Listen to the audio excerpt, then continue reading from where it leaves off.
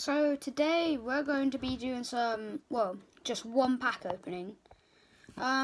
So I've probably said about it in a recent video, but today we're going to be opening a Brilliant Stars, Sword and Shield Brilliant Stars, 10 additional game cards.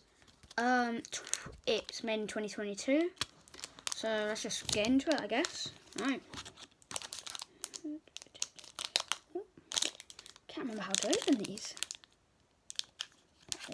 Right there. Okay. So I'm just going to do a technique where, you do. Oh, this could be a good pack.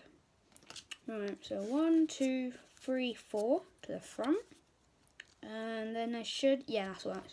So we got an energy, Torkoal. Double turbo energy, Kindler, Spiritomb, Axew. I like the design for this Pokemon. Impidimp, never heard of him. Magmar, Riolu, and then for our non-reverse holo, it's a Blunder Policy. I guess that's good. And then for a rare, I got a V card. First pack. Shaymin V. That's a good one. Happy with that. Good. Art's pretty good with this. Man.